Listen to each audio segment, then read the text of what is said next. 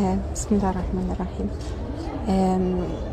هحكي لكم كده على موقف بسرعة حصل معايا في رمضان وانا صغيرة. تقريبا كنت في الجامعة او حاجة زي كده، او يعني كان عندي مثلا 20 سنة. قاعدين بنفطر مع اهلي، وبابا كان حابب يعني يمشي على السنة وكده، اللي هو نقوم نفطر الاول على تمر وبعد كده نقوم نصلي المغرب زي ما الرسول صلى الله عليه وسلم عمل. فانا تمردت شوية، فاستأذنته، يعني قلت له بابا انا حاسه ان انا لو قمت هقوم عشانك مش عشان الرسول صلى الله عليه وسلم يعني. فرفضت، فقال لي خلاص براحتك طبعا، ما تعمليش حاجه انت مش عاوزاها، بس صدقيني ده احسن لك يعني.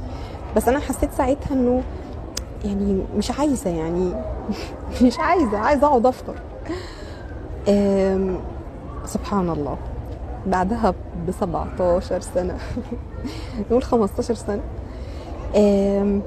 انا اللي دلوقتي بقول يا جماعة الراجل ده، يا سبحان الله، هذا الرجل هو في أحلى من كلمة رجل؟ الراجل ده صلى الله عليه وسلم ما بيغلطش شيء غريب، ما بيقولش حاجة غلط. كل حاجة تمردت عليها زمان وكل حاجة كنت رافضاها قبل كده كلها طلعت لينا. أنا فاتحة قنواتي مخصوص عشان أطلع أقول يا جماعة كل مشاكلي طلعت في الدين. كل حاجة حلوة كان نفسي فيها ما لقيتهاش غير في الطريق بتاع ربنا، ده اللي انا طالعه اقوله على الرغم من تمردي عليها زمان.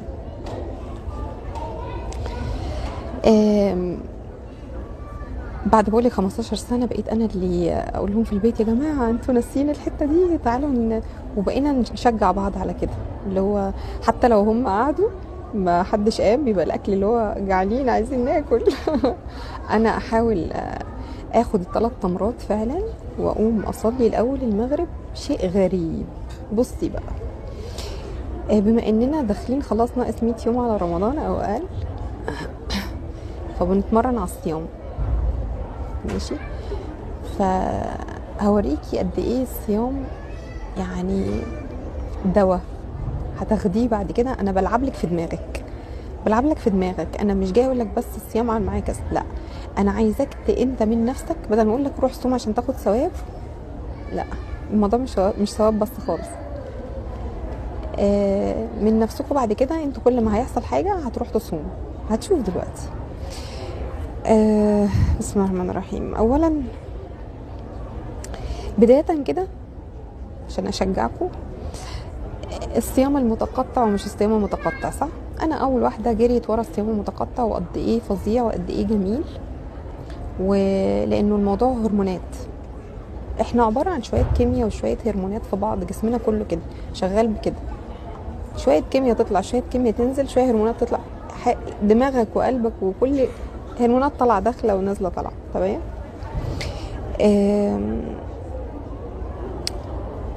عايزه اقول لكم يعني، انا لو حبيت اقول لك اني الصيام من ناحيه الثواب ايه، ماشي، في باب الريان ده في الجنه للصايمين.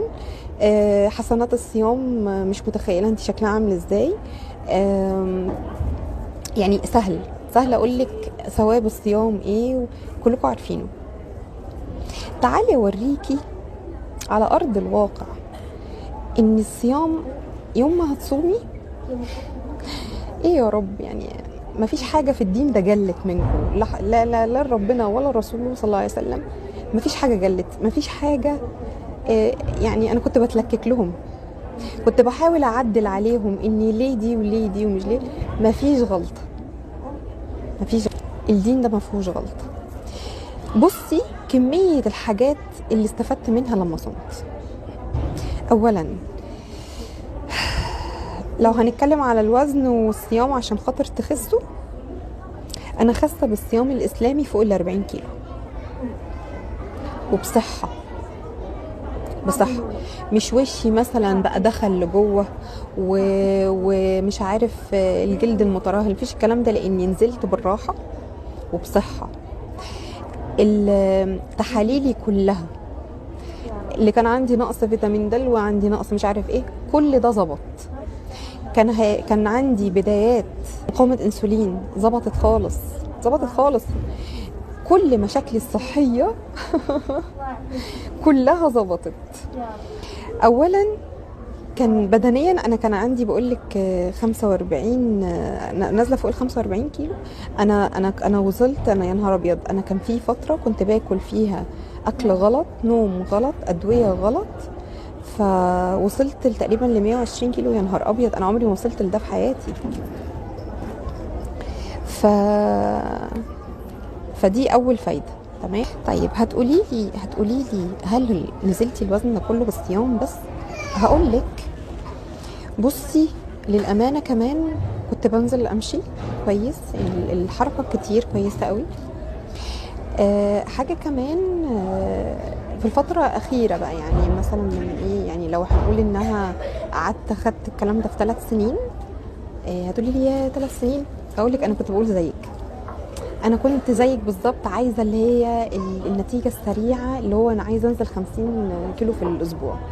انا كنت عايزه كده، بس صدقيني ده مش صح، والله مش صح صحيا، ومش صح عشان وشك، ومش صح عشان يعني جلد حضرتك يعني بلاش. تمام. هتضعف هنا، مش قصدي هتضعف عشان في لغه كده لهجات ان يضعف يعني يخس، لا هتضعف يعني ذهنيا وبدنيا، هتضعف، هتبقى ضعيف، انسان ضعيف يعني صحيا. بقيت اروح الجيم طبعا عشان ايه؟ اولا الجيم حلو للصحه النفسيه كمان. الواحد لما بيحس بانجاز انه عمل حاجه، نزل عمل مجهود، سبحان الله بتفرز كده هرمونات للسعاده يعني.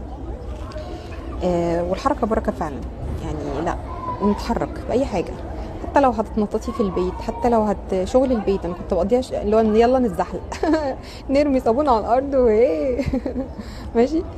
ايه تاني؟ وحاجه كمان التمشيه، دي بقى مهمه جدا جدا جدا جدا جدا. بصي انا عايزاكي تنسي الانظمه الغذائيه كلها، خلاص اتجهي للاكل اللي ربنا خلقه. هتقعدي تمشي على كيتو وكتاكيتو شوفي انا بصي انا ما فيش نظام، بقول لك ايه، ما فيش حاجه انا ما جربتهاش والله. يعني انا كنت بعافر، انا شديده المعافره، كل ما يأس اقوم قايمه تاني، اللي هو يا ربي ما اعرفش ازاي ربنا اداني القوه دي، يعني لا حول ولا قوه الا بالله فعلا. يبان لك ان انا هاديه بس انا معافره. ده انا لسه هنزل لكم فيديو ان شاء الله عن الاكتئاب، ازاي تخلصت من الاكتئاب بعد سنين وعافرت ازاي. هحكي لك، في امل. انا والله انا مسميها لهم البشرى مخصوص عشان اوريكم ان في امل، في امل والله. اي حد يقول ما فيش، لا انا كنت زيك، وكنت يا لهوي انا جايه من تحت قوي. اللي بتقول لك في امل دي يعني كانت تحت خالص. فخليكي معايا خير ان شاء الله، انا معاكي لحد ما توصلي للي انا فيه واكتر بامر الله تعالى. كنت عايزه اقول لك على اكتر من حاجه، اني لو معكيش فلوس اشتراك الجيم، او لو لان انا كنت في فتره كده انا كنت عايزه اروح الجيم، مع بصي حالتي ضايعه لدرجه ان انا مش قادره، حتى الاشتراك الجيم مش قادره اروح، مش معايا فلوس اروح الجيم. اتصرفي، انزلي تمشي تمشيه.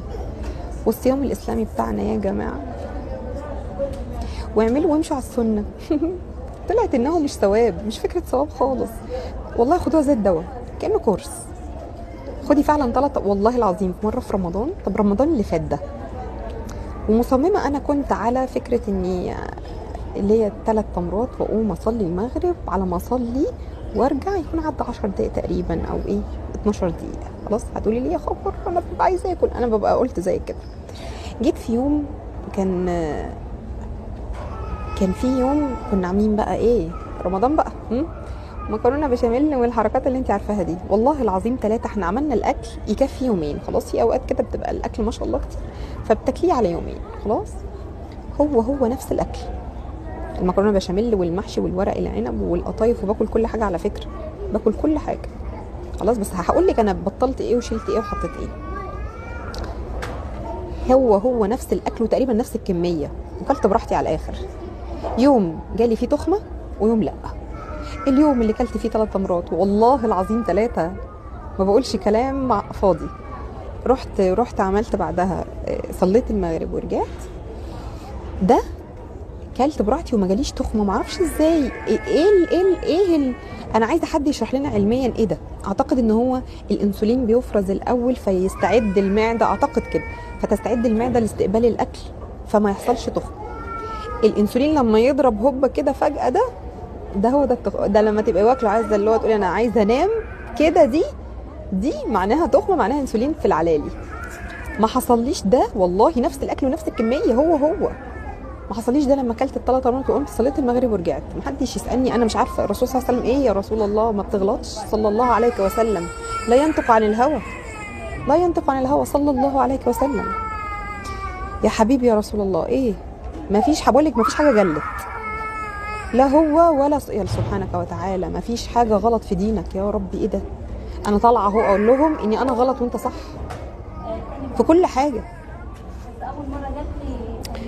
المهم طيب اجيلك بقى على موضوع عقليا يا جماعه، انا بقيت اهدى بكتير. يا نهار ابيض، اعتبروها مسكن والله العظيم. 3 الناس تبقى حواليا والناس قلقانه وانا زي اللي شاربه حاجه، حقا كاني شاربه حاجه مهدئه، كاني شاربه ليمون بالنعناع بس مركز شويه.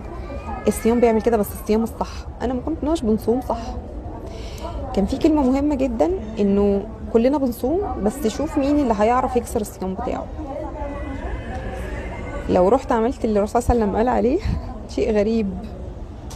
شيء غريب، هتاكل ومش هيحصل لك اللي بيحصل في اللي احنا بيحصل لنا في رمضان ده خالص.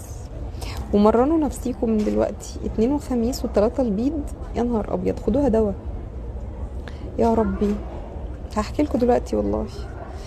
اولا اللي عنده مشاكل في الغضب، اللي عنده مشاكل في اني هنا انا بصوا، كان عندي مش اكتئاب بس، انا كان عندي ايه؟ طب اقول لهم ايه ولا ايه؟ ده انا كان عندي حاجات كتير قوي اشرح لهم ايه في فيديو الاكتئاب، هشرحه لكم بالتفصيل. حاجه اسمها ريسينج ثوتس، يعني عندي نوعين من الاكتئاب. انا كنت باي بولر، فاوقات ببقى عاليه جدا جدا جدا جدا جدا جدا، واوقات تانية داون خالص، تحت خالص في قاع الاكتئاب. انا بجيب اخر الاكتئاب، مش اكتئاب بتاع اي حد فيكم كده، بجيب اخره.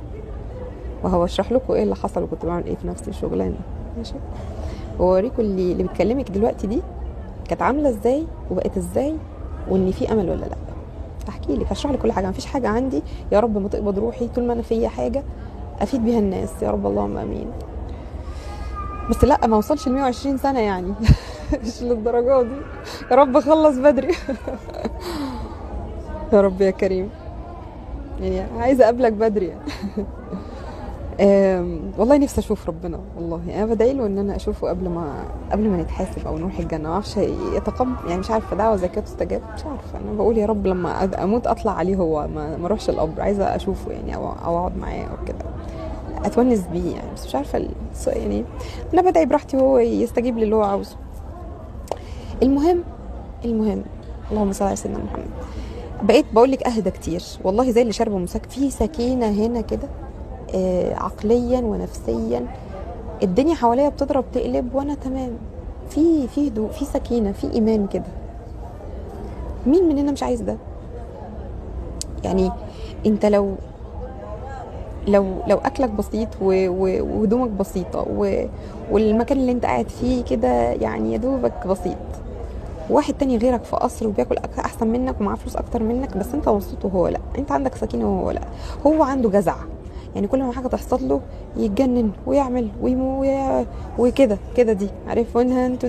دي كانت عندي على طول بقى، انا كان شغال عاش كده طول الوقت. اني احسن يعني؟ في ايه رزق اكتر من الرضا والسكينه اللي هنا دي؟ في ايه اكتر منها؟ مفيش والله لو ما خدت غيرها بس كده انا خدت الدنيا وما فيها. اللي عنده مشاكل اي حاجه ليها علاقه بالانفعال العالي او اي حاجه عاليه عن الحد صوم لها. عشان كده الرسول صلى الله عليه وسلم قال برضو للناس اللي مش عارفه تتجوز تصوم. انا كلامي اظن مفهوم. الناس اللي عندها، ربنا يعافيكم يا رب، اللي عندها كهرباء زياده او في صرع او كده، صومي وهتشوفي الفرق، اوعدك. الناس اللي عندها او الستات اللي بتشتكي من موضوع الحمل او تكيس مبايض او اي حاجه ليها علاقه بهرموناتك وهرمونات حضرتك